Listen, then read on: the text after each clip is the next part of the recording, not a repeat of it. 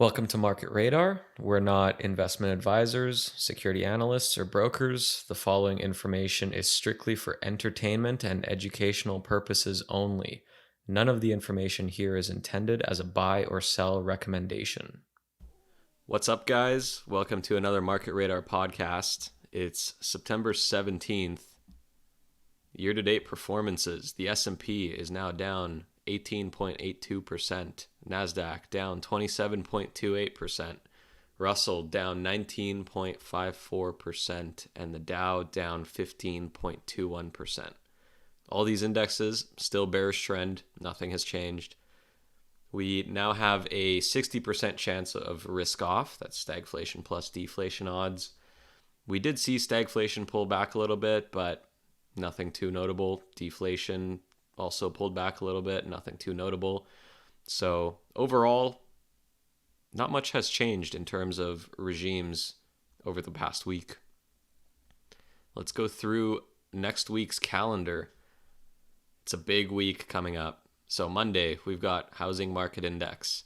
Tuesday, we've got Housing Starts and Permits. Wednesday, we've got Existing Home Sales, EIA Petroleum Status Report, and the big FOMC announcement at 2 p.m., and the Fed Chair press conference at 2:30. Thursday, we've got Jobless Claims, EIA Natural Gas Report, and the Fed Balance Sheet. And Friday, we've got PMI Composite Flash. So we got a big week coming up. Gamma's going to take you through what happened last week.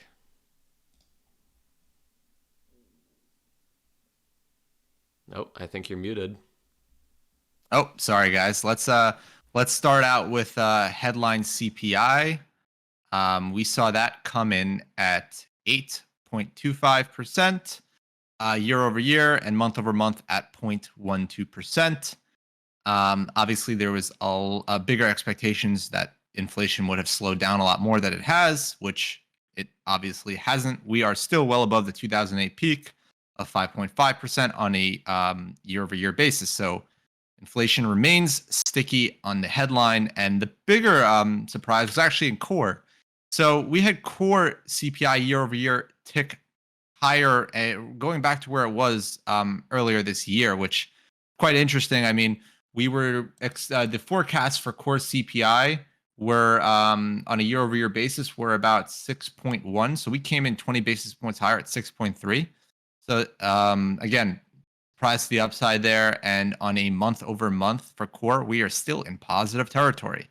So when we look at headline and core, just remember we are not in negative territory on even a month-over-month basis yet, which again signifies that inflation remains sticky. And we had the PPI, the producer price index, come in at a 8.69% change year over year, and a negative 13 basis point change month over month.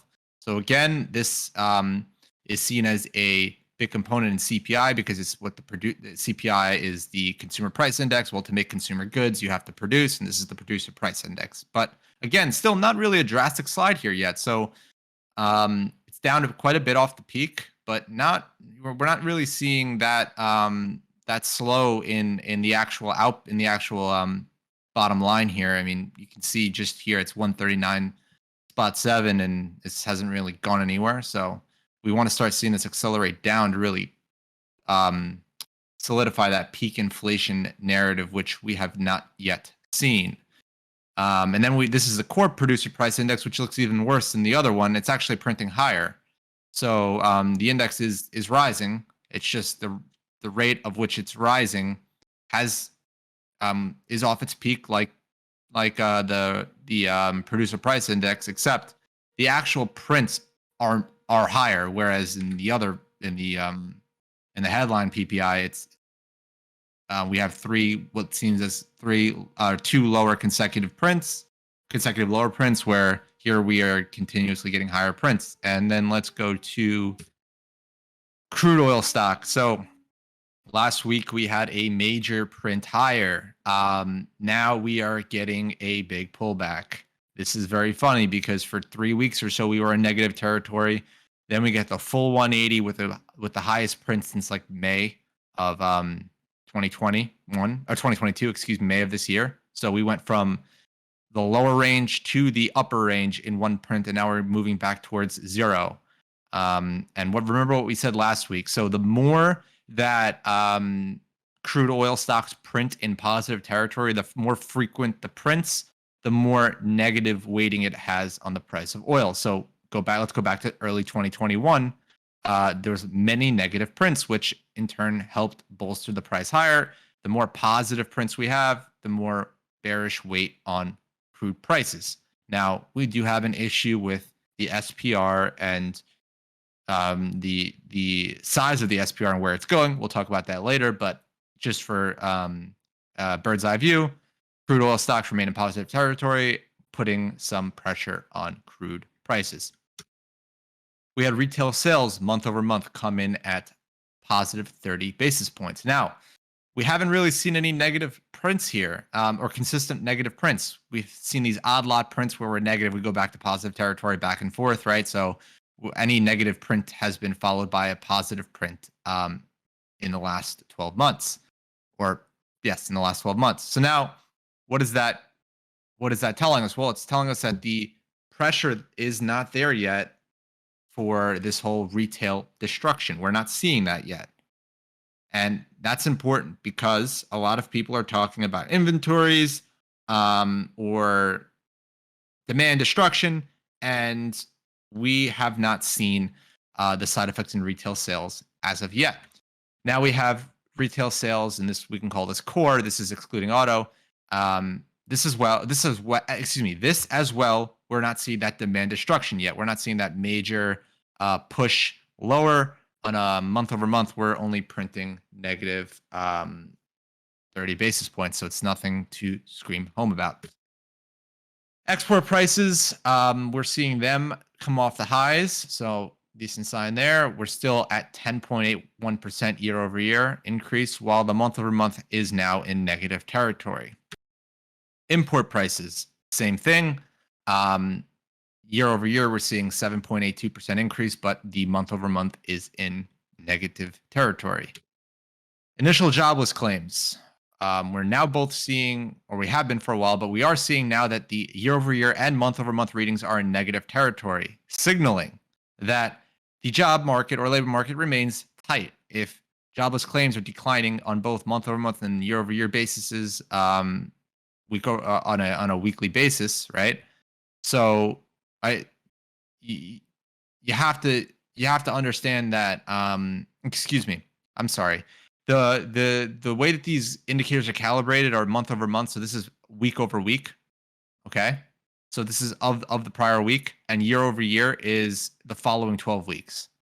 I want to make that clear here. So we're seeing jobless claims decline 8.58% on a 12-week basis, where we're seeing the month over month or week over week. Remember, the jobless claims are reported weekly, so we have to adjust the way we look at the indicator. So the week over week indicator is we're both in negative territory on a trailing 12-week and week over week, which again signifies that the labor market remains tight. We have the New York Empire State Manufacturing Index bouncing back big off of the prior print, still in negative territory. So something to watch here. We're not really seeing the push lower that is being described as, the economy falling apart, at least not yet. We had the Fed Manufacturing Index, also negative territory, but not really falling apart. We had the prior print got us back above 5. Now we're back below 0. So this has been choppy for a while, but again, no real breakdown here either. Industrial production, we have the month over month. The industrial production month over month is negative 16 basis points, and the year over year is 3.68%. So let's look at what this is telling us in the grand scheme. If we look at the year over year, we are slowly fading. Month over month is now negative. So this is something to watch as production slows. Now, we are not seeing the breakdown here either. industrial production isn't falling off a cliff. Again, signaling that such bad terms in the economy are not here yet, at least. And let's go to total business inventories. These have skyrocketed over the past 6 months or so. We're seeing them up 18.39% year over year. And we're seeing the month over month number still in positive territory. So inventories have not taken a hit yet. Something to pay attention to as they remain elevated. Retail sale inventories, excluding autos, this again is ticking lower, still not in negative territory, still not signaling a big real issue. We are well off the highs, but we are not really below what we have seen as average. And then we have the University of Michigan consumer expectations. Those are off the lows. Again, not really recovering to where we saw them earlier this year, but a very nice push off the lows that we saw in the last two prints now. Still under 60, but we are back above that 50 mark. Consumer sentiment, on the other hand, is bouncing off that 50 mark. So we are now just gravitating above that 50 mark. We are below the 2008 lows, 2009 lows. So this is something to watch, as the recovery here has not been the same as in expectation. So sentiment remains poor. And that pretty much sums up what has happened in the last week and what we should be expecting in the week in the following week was what already went over, and now we can go over the ES. Yeah, so quite the week with the CPI numbers coming out. Equities definitely did not see that coming. Even bonds didn't move as much after the CPI print, but they did get affected as well. Yeah, that's a good point. So let's go on a 15-minute just to see. Obviously, you can see where the CPI print is on this chart. We'll take DDAP off to make it easier. Obviously, this was a CPI print. Market took a shit straight down. We moved down like 2% in was it 1 minute, something like that. Market really just fell apart in 242 basis points in 15 minutes. Not surprising. Something we mentioned, that the market was up almost 6% into the CPI print. So that's basically telling you, as we went into the print, market's kind of hot, market's rallying, and we did expect some type of adverse reaction. Did we expect this? No, not necessarily, but we remain net short for this reason. Stagflation holds a lot of downside risk, bearish trends as well. So we want to be positioned to capture that downside risk. And we do that by being net short and holding onto our guns as the market progresses. We don't want to be moving around too much, creating too much noise, because at the end of the day, the regime is generally risk off and positioned for choppy to lower market environment. We also had ZN. ZN well off the old bond turnaround pivot where everyone was saying, "Oh, this is the breakout in bonds," right? We were well off that, pretty much in a straight line, actually, all the way down to the prior June lows. Yeah, and it's notable that after the CPI print, ZN continued downward as well. Right, and that's you mean prior into the CPI print? ZN was into the CPI as well, which was kind of a leading indicator, but then right after the CPI print as well kept going downwards as well. Yeah, I know. Hey, listen, we look at bonds and we say, yeah, listen, they're telling us something, but you got a guy like you got the guy over there with the monkey logo on Twitter telling you that the bond market's broken. So the bond market is almost single-handedly the thing you should trust the most. It's the market you should trust the most. If you think the bond market is wrong, you're wrong. It's not the bond market that's wrong. Yeah, it's not the bond market that's wrong. The bond market's been telling you for weeks now that obviously there's an issue. We'll go over that in a few minutes, but let's also talk about the other CPI side effect, which was the terminal rate. And yes, that was huge. So for context, before CPI, the CPI numbers came out, the terminal rate was 400 basis points. Right. So basically what happened is the CPI report priced in a whole nother rate hike into the forward curve. Yeah. Right. So a whole nother rate hike appeared in the forward curve because of that CPI report. Now, how we see that rate hike, not too sure how that plays out.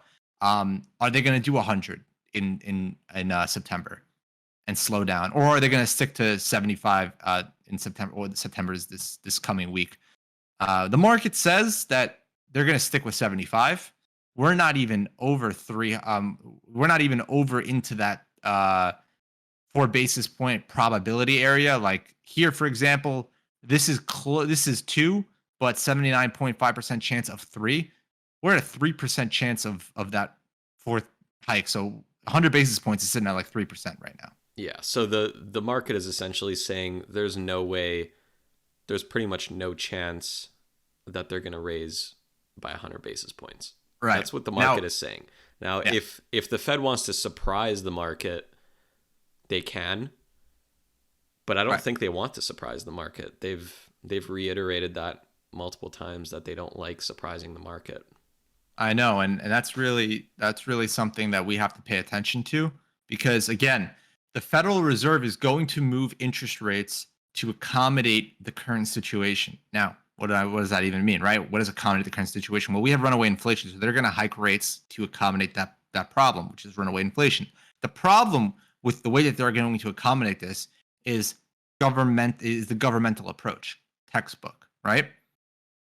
If you really cared about inflation, we would not be waiting. We would not be hiking 75 basis points and waiting anywhere from anywhere from 8 to 9 weeks to do this, right? At meeting by meeting, we would try and do it faster, right? But you can't slow the economy down, put us into a recession. Yeah, this whole bureaucratical fucking nonsense, right? In reality, inflation is at 8.5% year over year.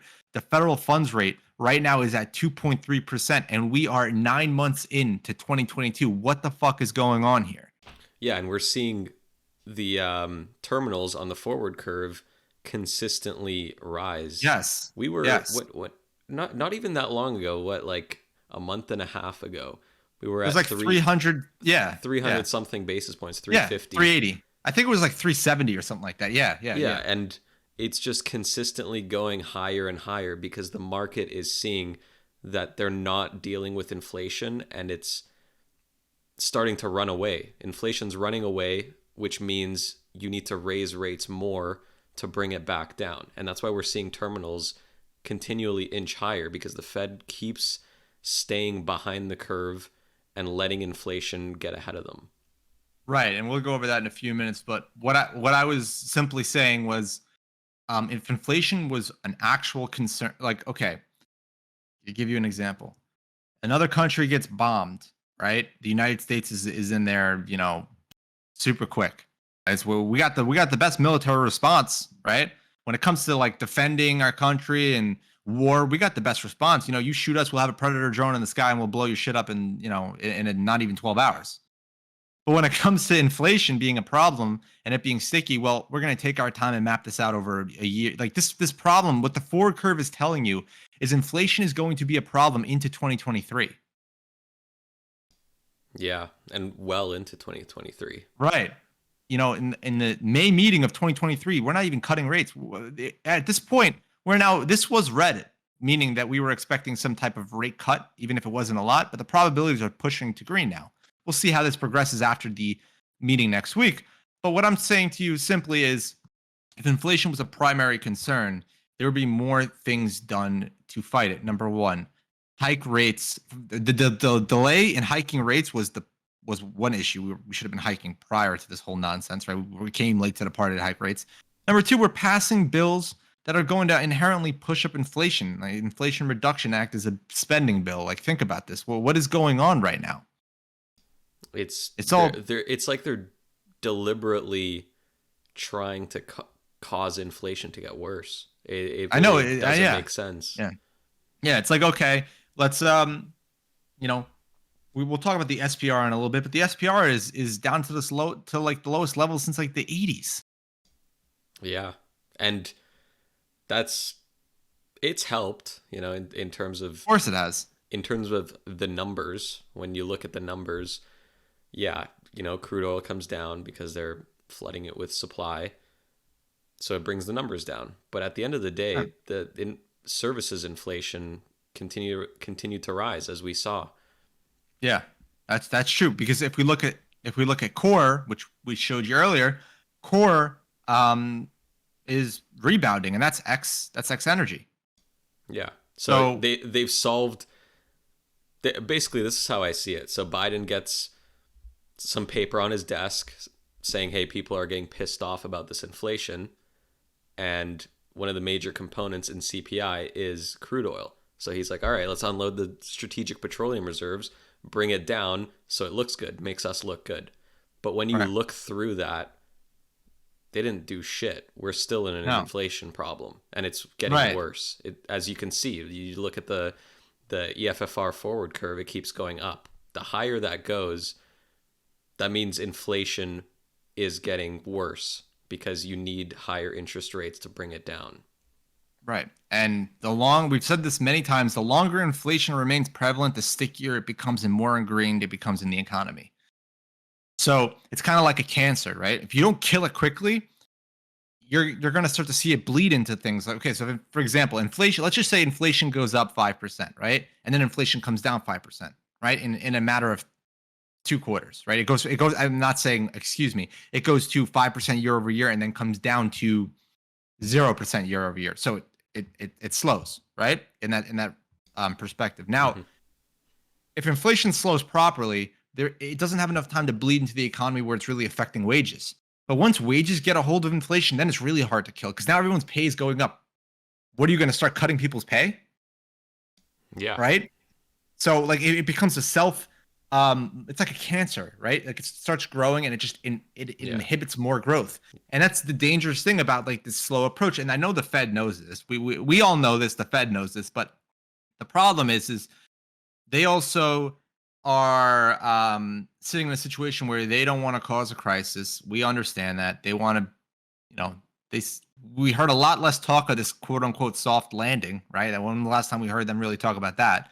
Um, but primarily, it's around the focus that the Federal Reserve does not want to crush the economy and put us into a deep recession. Unfortunately, though, when you have this high inflation, the way you fix this is demand destruction, which is a recession. And I'm not here advocating for recession and people to lose their jobs or whatever, but I do understand that the way that this works is that, and I think you guys need to understand this too. We created this economic boom, money printing, boom, right? Everyone got the party. The party's over. Now everyone has to pay the price. The problem with the way the government works is it's designed that no one ever has to pay the price when the party continues. And this is very well articulated within the euro. And we went over that the last week with how the euro is everyone gets to ease, no one gets to, everyone gets the easing party, no one gets the tightening headache. And that's literally how this works with central banks. Like, do you really think the Federal Reserve will bring their balance sheet down their central bank balance sheet down 60%, 50%? no, No. there's no way. Right. This is what I'm talking about, right? So at some point, inflation will slow on a year over year number, right? So if inflation stays elevated, which we saw on headline, and that brings us into inflation here. So we saw a headline come down, right? We saw core go up, and what we have here is the CRB index. So if the inflation or headline CPI index Wait, so hold on before stays, you continue. So headline is the orange line, yeah, core is the white line, yep, and and or commodities commodity is the is blue the line. blue line. Yeah. Okay. So let's go over the aspects here of what this is telling us. And the orange line being headline, as you see, it's slowly printing lower. And if we were to look at the inflation index, like as I showed you guys earlier in the video, we have those down prints, right? Where in core we do not. So as headline has those down prints, we now see. You know what? Let me just overlay this for you guys, so we can see this.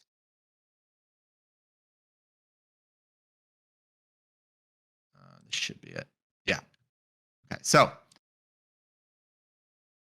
here we have this sideways print. I guess it wasn't down. I must be remembering thinking about something else. Went through like 17 charts, so excuse me if I don't remember the exact fucking chart. I'm just trying to remember here what I was about to say. Okay, so the headline CPI, if this goes sideways for a while, the year over year number over time will decline, right? Because if you understand what year over year figure is, it's the figure from the prior year. So as this goes sideways, if we get a long period of sideways CPI or very slow CPI, meaning the CPI basket just goes up incrementally. Now, this was the rocket ship, right? Now we just get this slow type of rise here where it crawls up. This year over year number that we saw earlier is going to fall off a cliff. And let's go back to the inflation year over year. And so this inflation number, would that constitute a soft landing? Do you think that's what they're trying to do? I think in some way that I think in some way that they think that they can outrun the side effects of inflation. But the problem here is simply this, right?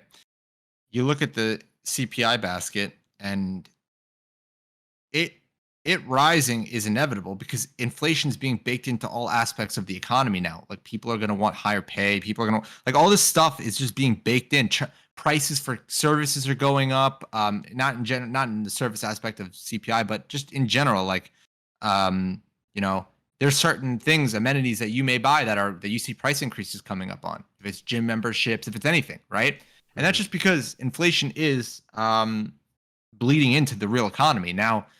That is affecting people that aren't making the same amount of money, or maybe companies to boost pay across. So let's just say you have to boost pay for the employees that you need. Well, you're going to do price cuts. You might have to do price cuts in other places to pay for the employees' pay raises, and that may mean firing people. Yeah. Right. And that's so like that's what we need though. To really tame this. Unfortunately, we need unemployment to rise. Yeah, and unfortunately, with inflation this high, we've never had some sort of soft landing. Like that soft landing is a fallacy. This would be the first time in history, and first time in a long time, right? Or first time in forever. I mean, is not something that I'd make bets on, right? Yeah. Well, essentially, to put it bare bones, you need it so people do not have money to spend on these high prices anymore. Right. That's what you need to cause a demand destruction. People will keep buying what they're buying until they can't. They physically cannot because they do not have a job to pay for it anymore.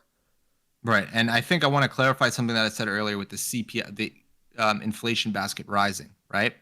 So let me see if I can pull up the chart here. Can we pull up the chart? Let's see. Okay, so here's the consumer. Let's go. Can we go to core? Yeah. So this is the difference. So if we look at the consumer price index, we have this sideways print going on, right? And we have this 8.25% year over year change. Now, if this slowly climbs like it's doing right now, this will continue to decline slowly, right? Not fast though, slow. Problem is the basket itself is higher. You understand? So the effects of inflation themselves are being priced in. It doesn't really matter that the value has gone, like the year over year has gone down. The effects of inflation themselves has bled into the economy. Even though that year over year figure is declining, good, yay, inflation's slowing down. Well, everything has to be increased at that point, right? Because the consumer price index is still rising, just not at the pace that it was prior. And it's still way higher than where it was. And, we do something like 2 years, you'll start to see a bigger effect. If you look back 2 years, you're like, oh my God, right? Like prices have changed drastically, and it will take a long time to kill off that 2 year look back, right? 1 year look back, every new month drops the old month, right? Mm-hmm. 2 years, every 24th month or every new month drops the prior 24th month. Yeah. So if you broaden the scope, now it's not something that we could talk about how these people do their forecast, nowcast, all this bullshit modeling, which unfortunately they've been wrong all year, and the fact that they have been betting that inflation has peaked. I remember that one of the macro guys said a few meetings ago that the Fed would not raise 75 basis points. Yeah, and now we're at what is this, the second one in a row? Yeah. Or Yeah. third one in a Yeah. row where they're going to raise Yes. 75? Yeah. Yeah. Yeah. It's a Boy, were joke. they It's a wrong. joke. Yeah. Boy, were they wrong is right. Now, um, you look at core, right? And this is what I was trying to say earlier. Core is rising steadily, right? Core isn't even slowing. Yeah. We're not even getting a negative print here. So, and this is less food and energy. So just think about that. This is going up without account. Like the biggest problem that we thought was the issue. Oh, you want to talk about this? Russia, right? Here we go. Russia created inflation. It's Putin's fault, right? He fucked with oil, right? Oh well, I got something for you here. It's called core inflation. It has no food and has no energy. Things going straight up. Yeah. And So well, that's what always, like lately, that's really been pissing me off, how they're trying to blame it on so many other things. Inflation is not new. Inflation has been around ever since currency has been around for right, thousands of years. Back in the Babylonian days, they had their little copper shekels and shit. yeah, Inflation existed then too. And it's always caused by increasing the money supply. right. There's no Now, other cause for it. Anything that they right. try to say, oh, there's an energy crisis, oh, it's a global thing, it's all bullshit. It's because they printed a shit ton of money and we're seeing the hangover from that. Right. And that's a good point because if you really think about it, the only real look, there's a lot of monetary theory that or modern theory. Not don't get this confused with MMT, which I mean, I guess you could, right? Modern monetary theory, but um the idea that we need to have a constant inflation rate does make sense, right? Currencies need to be inflationary to a certain degree, Yeah. So you have right? incentive to spend it. Right. But the amount of inflation that we're seeing, again, I will just bring up the consumer price index going back to 2003. In 2003, the consumer price index was at 180. We're at 295 right now. So if we do the math here, so I mean, this thing is up 63% since 2003. You know, Yeah. divide that by 2003. What's that? 20 years. Things moving at 3% a year on average, 3.15% or something like that, right? Hmm. And these implications are not in that are not really in that figure yet. You understand? Yeah. So, Because it's all brand new. yeah. As we go far, I mean, you look if you're looking at it from an average arithmetic level, right? Where like, oh shit, 180, 295, okay, 63%, short time, 20 years, yeah, it's a big number. But the problem is how do you stop this? How do you stop inflation from going? You need demand destruction. And this is what demand destruction in 2009 looked like. Yeah, it's just a little blip. Right. The problem is we're way up here. So if we get demand destruction down to 280, down to 270, right? Oh yeah. I mean, we're not going to get demand destruction down to 250. No. Well, like look Right. at COVID. Look how much of a tiny little blip Yeah. COVID was. Yeah. But like what I'm trying to say is a lot of this is cemented.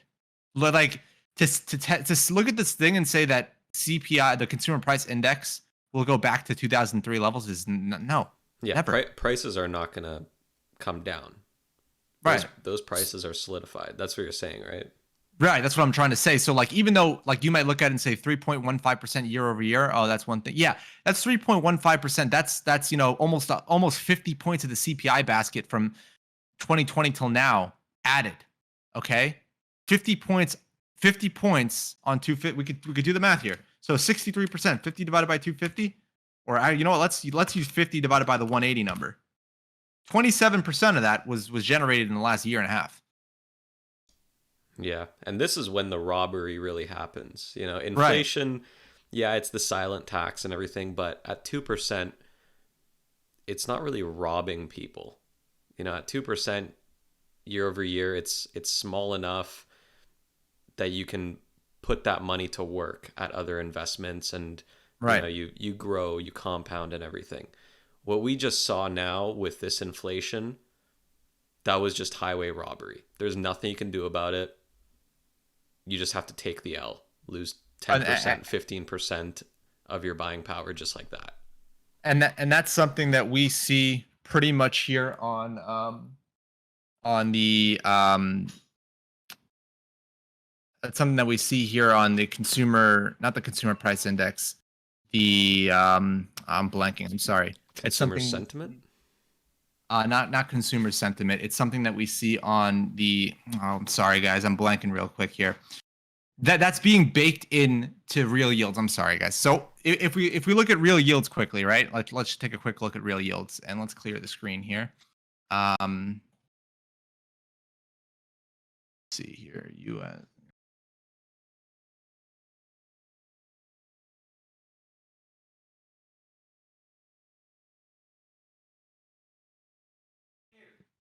All right, so let's see here.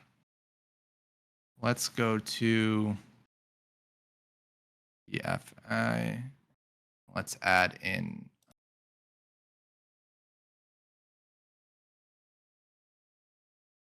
inflation year over year. Okay. Sorry, guys. I'm just putting this together, and we'll take a look. So, real yields continue to accelerate higher, and this is very important because if you look at the term of what real yields are, inflation is 8% and the real yield is 1%. Right? So real yields right now are yielding 1% over 10 years. Okay? Mm-hmm. So the rate of inflation is 8.3 or 8.25% as of right now. Obviously, it's not going to stay like that for 10 years. The problem is you look at places to go. If you start to see these real yields break higher, look, historically, like if we look at real yields, like we've seen real yields all the way up at 3%. Oh, let's pin this to the same. Yeah. Let's look back in time. So we've seen real yields go all the way up to like 3%. Mm-hmm. Yeah, and right. There's actual reason to buy bonds at that point. Right. Like real yields at 1%. We have the highest runaway inflation. Do you think real yields are going to peak here? The Fed's going to continue to hike rates. That's not good for the bond trade. Yeah. So essentially, why would people lock themselves into bonds with a 1% real yield when inflation is at these levels and likely they're going to end up losing money at that 1% mark? Right, because the longer inflation stays stickier, the more it's going to affect real yields and push them higher. Meaning they wouldn't lose money, right? But it would be like they're losing potential to make money, right? Yeah. So if we look at the inflation rate here, back in 2008, we were at, what was it, 5.6%, right? So real yields soon after spurred higher, right? Going all up to 3%. Inflation's at 8%. Real yields are slowly starting to break out past this 2018 high. That's not. I mean, listen. You want real yields where you could look at it like this: where the economy's going. Some people say real yields are forever on a decline. Like you get the whole trend line guys go like, oh yeah, like real yields they're peaking, right? But if you really think about it, like inflation is so high, and what I just said earlier, inflation being so sticky, okay, like this isn't really going to decline, and it obviously, unless the Fed gets it under control, but doing what they're doing, they're going to lag control. We know that. That's why we see the terminal continuously rise, right? Because it's like, oh, more and more is needed to fix the problem. They're not just getting it done. They're delaying. It's kind of like delaying the fight and letting it build and just go against you. Mm-hmm. And you have to just do more and more work. Same thing's happening with the inflation and the effects with real yields. The more inflation stays prevalent, the more it's going to become a bigger picture in the longer time horizon. And this goes back to real yields. I mean, the yield curve, right? So we're seeing the 1 year, I think, what was it, 4%, right? First time since... Yeah, since 2007. 2007, this is 4%. So this 1 year yield is now inverted across the curve here, right? But you look at 10 year, it's 3.45%. Why is the 1 year higher than the 10 year? Well, they expect in 10 years, we're going to have to cut rates at some point, right? The economy is going to see some type of recession or some type of slowdown in the following 10 years, whereas in 1 year, inflation is ripping, right? Mm-hmm. Problem is if the Federal Reserve doesn't get inflation under control quickly, this bleed slowly shifts across the curve, right? The longer inflation remains a problem, the more the further out on the curve it's going to get reflected into, because the more those interest rates are going to have to accommodate for higher than expected inflation. Mm-hmm. 30 years out, even if we go look at the 30-year going at 30 years, we're at 3.29%. We were at the beginning of this year, we started at 1.5%. So we are excuse me, start of 2021, not this year, we were 1.5%. 1.8%, excuse me. Sorry, 1.8% 2021. Mm-hmm. We're now at 3.29%. So this thing is pretty much gone up in a straight line. Not a straight line, but it's almost doubled. Right? Mm-hmm. And that means the mortgage rates are up, everything's up, right? Now, if we look at it on a bigger time frame, well, the longer that this CPI stays elevated on a rising basis, on a high basis, the higher, the more it bleeds into the longer term maturities, right? Because if I tell you, like I said earlier, if inflation goes plus 5% year over year and back down to zero, right, in 6 months, on a 10-year bond, right, that's only half a year, Mm-hmm. right? On a 10-year maturity, that's only half of a year, which comes out to what, 1/20th of the term? Yeah. So the longer it is, the larger of a percentage of the bond Right. term Right. it is. And that's where the weighting of inflation gets implemented into the bond price, because the bond has to start the bond yield has to start accommodating for the fact that inflation is going to be a more prevalent factor than what was anticipated. Yeah. Now, this is something we've also gone over many times, and it being and this is where we're going to leave off today, with the 30-year bond yield and the rate of inflation, CPI year-over-year headline figure. So, historically, going back to when we can track the 30-year here in 1987, the 30-year bond has historically stayed above the rate of inflation. Now, what does that mean? Has the rate of inflation gone above? Yes, but it means historically, on an average, the 30-year corrects itself if the rate of inflation gets above it, and it remains a dominant spread, a positive spread. What we're seeing right now is the complete opposite. We're seeing inflation blow out huge, and 30-year is chugging slowly behind, right? Like we saw something not even of this magnitude, but something or some inversion, I should say, happened in 2008, where inflation pushed above the 30-year, but then quickly fell back below what was this? May of 2008 to October. So within 5 months, this thing reverted back to normal. Mm-hmm. We have now spent over a year at almost February 2021. So that's a year and not 7 months, a year and 8 months now. Yeah. So a year and 7 months. We want to see these two converge. Right. That's what we're expecting. Now, do I think that this 30-year is going to go to 8%? I think that would be brutal. I mean, you want to talk about that? Mortgage rates at 14. Mortgage rates, could be anywhere from 15%, anywhere around 15% at that time. I don't know if that's going to happen, but I do think that these things will converge. I don't think the 30-year is done going up. And it's real simple, right? Just think about it like this. The 30-year, if the 30-year bond, and let's clean out the chart so we can have a good discussion about the 30-year rate real quick. So the 30-year bond yield, if it thought, we're not going to look at DDAP for the case of this, if it thought that inflation was under control today, inflation has peaked today, right? Why is it back pushing new highs? Yeah. Because if inflation has peaked, right? Look, we're off the lows. It's only going to be going higher if the bond buyers think that inflation is going to be lasting longer and bleeding into the 30-year. Yes, and more prevalent within the 30-year. Exactly. Now, could this be some farce? Maybe it's some, maybe it can go up and then it'll just fall off a cliff at some point. But you have to think about it like this. This was up into the CPI print. Mm-hmm. This wasn't here in the CPI print. It's like, oh my God, we're so surprised. This was, the CPI print was on Tuesday, right? Yeah. Tuesday. 13th. So the 13th? Yeah.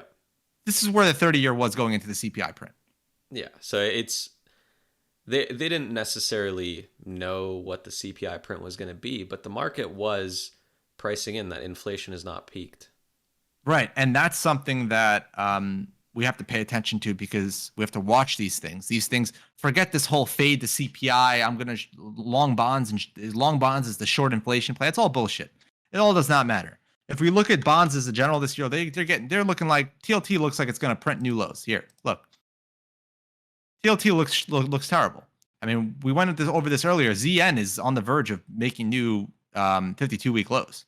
ZN has been bearish trend since October of 2020. If you have bought bonds since October of 2020, obviously you don't know what we're talking about. You may have not known who we are or what we do, but I recommend you sit down and evaluate the reasons on why you thought it was right to buy bonds. What was that point of doing that? What was the expected outcome? Was it that you thought you were going to fade CPI?